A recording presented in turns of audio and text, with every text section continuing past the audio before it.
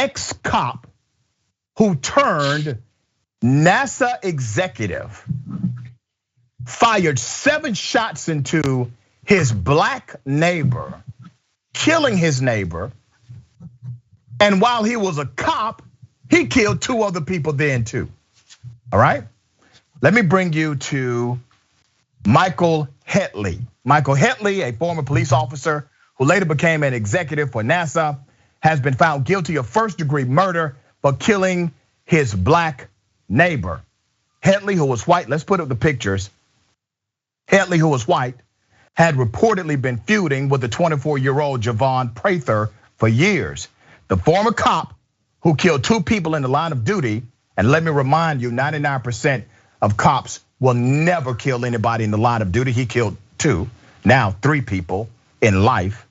Claimed authorities did little to assist when he made complaints about loud noise and dog droppings that he claimed were emanating from his neighbor's next door townhouse in Springfield, Virginia.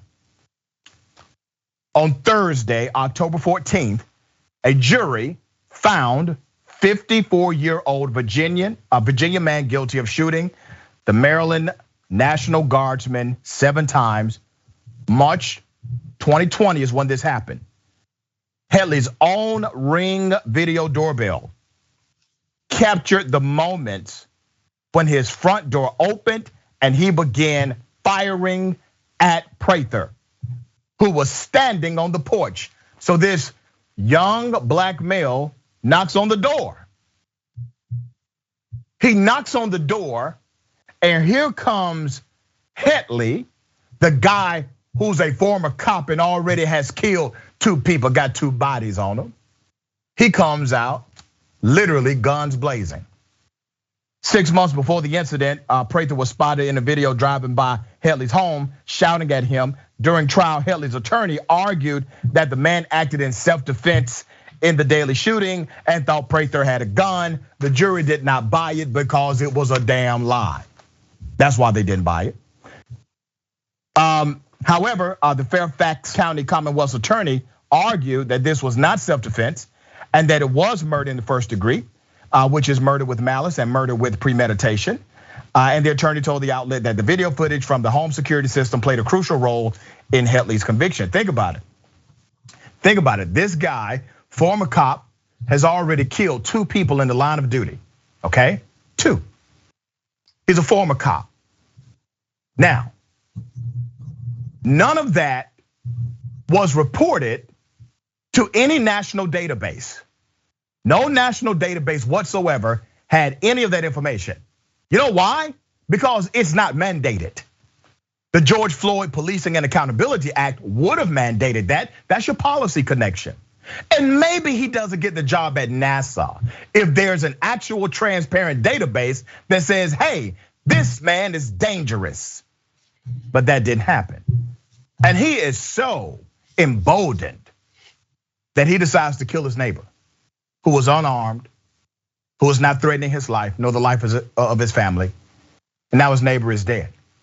But this man was a problem well before that killing. Literally, bad policy kills people.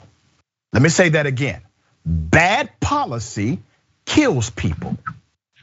Case in point, Senator Turner, you're a big policy person. What do you see here? What are your thoughts?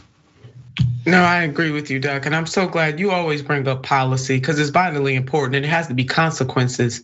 And there should be a national database by which all members of law enforcement, their records are kept there so that as they're moving from place to place, people know what kind of law enforcement officer they are. You know, looking at what happened to Javon just really within seconds, this man shot Javon several times, just reminded me of what happened in Cleveland in 2014 to young Tamir Rice, who was a 12-year-old little boy. That's right. On a playground, playing on a playground, and in less than 2 seconds of the police officers arriving on the scene, he was shot and killed.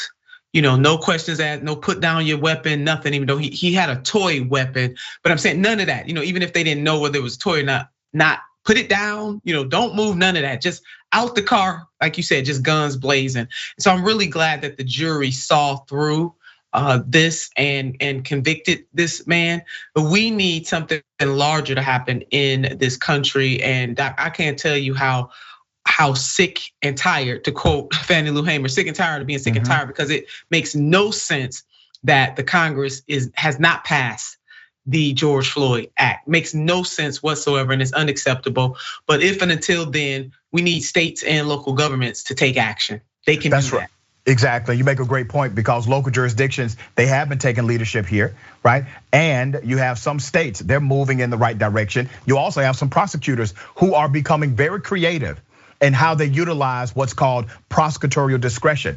And they are creating de facto criminal justice reform without the statutory language around it, because they do have that discretion. And so there's more than one way to skin a cat, as my grandmother would say.